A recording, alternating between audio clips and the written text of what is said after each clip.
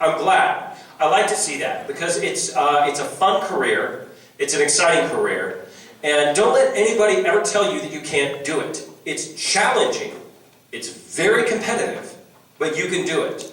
That said, I'm not going to sugarcoat it and tell you it's a cakewalk either. It's a very challenging career. Any advice for somebody who's starting out? Where do you live? Are you here? Yeah, I live in Vincent. Okay, great. One of the things, the advantages that you have now, for those of you who are starting out in this industry, is that there's all kinds of voice acting work to be done that doesn't require you to live in Los Angeles, Houston, Dallas, okay? If you specifically want to do anime, you're going to have to live in one of those cities, okay? Because those studios, you have to be present in the studio. Because I know that Houston's like, what, a 5-hour drive from here? Yeah. And Austin and Dallas are like crazy, like 13 hours, right? Okay. So, for this type of voice acting specifically, you're going to have to pick up and move eventually. But for other kinds of voice acting that you can do, there's plenty of work. When I first started out, you had to be in New York, you had to be in LA, you had to have an agent. Now, the industry has shifted with the internet. I just totally dated myself. Way back when I started, it wasn't in the internet. Right? So, if you're gonna, and it's true, the internet was just in its infancy when I was in New York. So, with that being said, now with the internet and everything else, you can actually, you can record stuff from your home. You can do audiobooks. You can do, there's like voices.com, there's voice123.net. There's all kinds of different places that you can go. Those are pay to play, but you can go ahead and start recording. There's a website called iwanttobeavoiceactor.com. D. Bradley Baker, remarkably talented voice actor, lays it out. Best bit of advice on the web, in my opinion. On how to get started in this industry. And so there's all kinds of things that you can do to voice act from where you're at. What my bit of advice would be to you is prepare. People ask me, well, how did you get to where you're at? And what I tell them specifically is because I have failed more than you've ever imagined. I have failed more than you. Does that make sense? So go out there and fail to succeed. Fail like Dave, okay? Fail. Go fail. Go not get the job, but try out, Try out. Go for it. And fail. Because every failure gets you next and closer to the next win. So keep failing. Failure, guys. It's good. Fail like Dave. Okay? Or like Yoda. Do or do not. There is no try. There we go. Right, sure. You had a question. How did you get the role for your character in Persona 4? How did I get the role for Daisuke in Persona 4? That's the guy with the Band-Aid on the nose? Yes. The basketball player? You know how I got him? I think that I had auditioned for him. A lot of times, going back to the failure, literally 95% of the time I audition for something, I don't get the part. Every once in a blue moon, I get a call from the studio and they're like, hey, we know you, we've worked with you 1,000 times. You're going to be perfect for this role. Come in and are you available? That's how I got Daisuke. I had worked with the studio on many, many occasions, and they simply called me up and said, we're doing this show, and are you available to record? And I said, well, yes, I'd love to get paid. Yeah. Have you met any of the other Persona actors from right now, for Persona 5? Oh yeah, I know all of them. You do? I do. I know all those cats. Who does Erica Lindbeck, who does she play? Futaba? Yep, the nerdy girl. Yeah. I know all those guys. That's kind of the cool thing too, is it's a close-knit community, and so we're all friends. Even, I live in Los Angeles, and I'm seeing actors here, Chris Patton, not Patton, pardon me, Chris Patton, and other Texas-based voice actors. I know almost all the Texas voice actors as well, other than the new up-and-coming ones that I just haven't had a chance to meet yet. But we're all friends, you know, and they're just lovely people. And that's one of the great things, too, about being in this industry, is everybody's cool. Because you can't be a jerk and work in this industry. It's too competitive. If you're a jerk, people are going to be like, just don't hire them. But, so, I mean, I guess the point is that, yes, I know all of the cast from Persona 5 and the latest Personas. They're all wonderful people. Super talented. I recommend following them. At the end of this panel, I'm going to tell you guys, I'm going to talk to you guys about something that we're doing, and I would like some feedback on. And it has to do with a lot of other actors. Go ahead.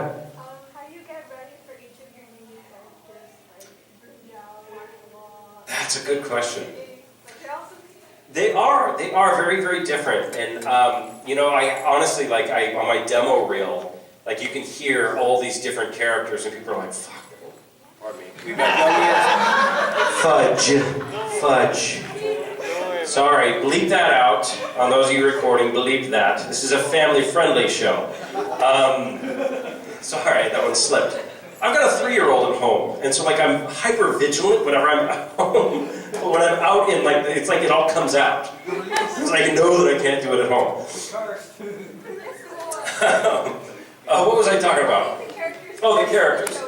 Yeah, and so, like, yeah, there's all these different characters and the different voices that I'll do.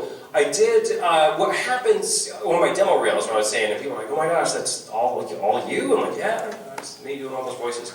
But what we do is we'll go in and whenever you read for a character, you get what is a paragraph above that character. If you're lucky, you get a picture of what the character looks like, and then you get a paragraph describing that character. It's the character's description.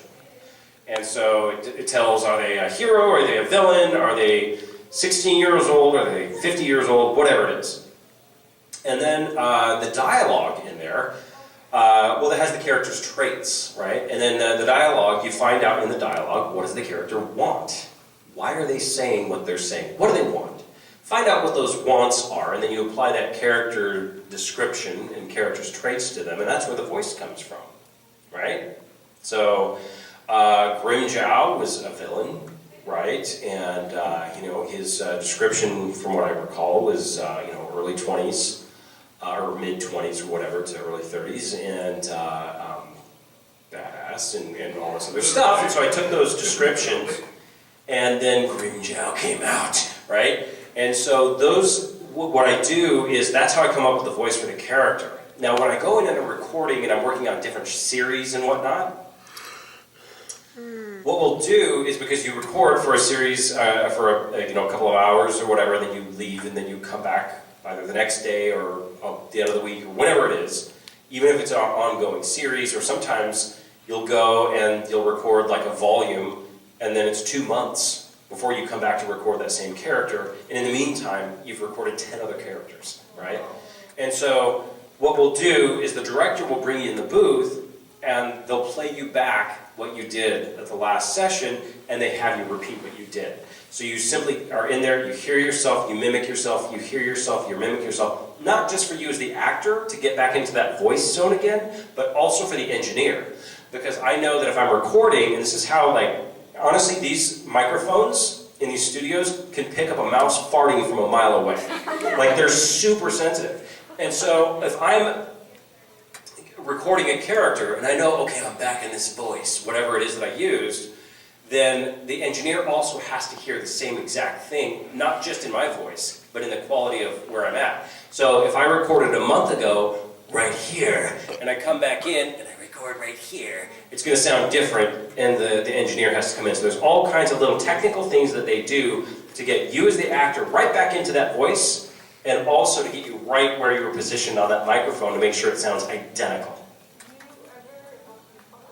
Do you ever, like when you're voice acting, you have, like you play that always, like, you start doing a yell at you, and you're going to yell back at them. Oh, played off of myself? Yeah, like you think you're kind of like in the same room?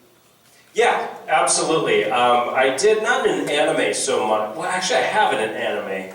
but they were minor characters, so it wasn't that really big of a deal. But yeah, I was doing this little kids thing called Color Soundation, and I was doing multiple voices, and it wasn't an anime, so in an animation that is not an anime, you go in and you record and then they animate around your voice afterward. As opposed to anime, it's already animated in Japan, and then we come and we dub the animation, we voice act to the existing animation. And so I was doing this character, I was doing multiple characters. One was this really high-pitched, weird, All right, guys, let's make music. and then the other one was, all right, dude. You know, and so those you're bouncing back and forth, and you just kind of pause in between each one as you're going down the script to kind of, and usually I'll position my body into a position to get into that voice, and that kind of helps you out. I was working with Karen Strassman. Do you guys know who she is? Yeah. Yeah, she's lovely. Karen Strassman and Spike Spiegel, and gosh, who was the other actress? Another actress was in there with us, but at any rate, I mean, just really talented actors, and it was fun for me to sit there and watch their bodies morph as they were changing characters too. It's kind of a fun thing. Does anybody else have anyone? Yes. Okay, this is a weird question, well, not really. I've also asked this to Christopher Sabat and Eric Vale, and they kind of give me different answers. I love those guys. I love those guys. Oh my God, dude. Chris Sabat, I honestly, he's hysterical, and Eric Vale just cracks me up. Sorry, No. I digress. You brought back fond memories for me. Okay, go ahead. I've asked them what is their personal opinion on sending out a demo tape, a demo reel, when you're not as sure about what the consequences will be. Like my demo reel, I have a demo reel, but I don't have sound effects and I don't have really nice reverberations in the background and whatnot, and it's just me. Mhm. So what would be your opinion on me just sending something like that out? Just get it the hell out there. You know, that's interesting that you say that. That's an interesting question to have. And people will tell you different things. Mine is fully produced because it's mainly clips that I pulled from actual jobs that I've done. Of course. That's awesome. I don't know if I have it pulled up. I'm not going to waste time if I don't have it pulled up. I'll play it for you if I have it, but if I don't, then use their imaginations. Yeah, I don't have it pulled up. But, mine is fully produced. It's all sound effects. I mean, it's all fully produced because they're mainly clips from jobs that I've done. Now, I've heard two different things from industry professionals. I live in Los Angeles, so I work in the Hollywood crowd. And Hollywood is Hollywood. Hollywood can be different than Dallas. Some producers like the fully produced stuff because it helps them to get out of their own heads and to believe that you're really that character. Some producers want it raw.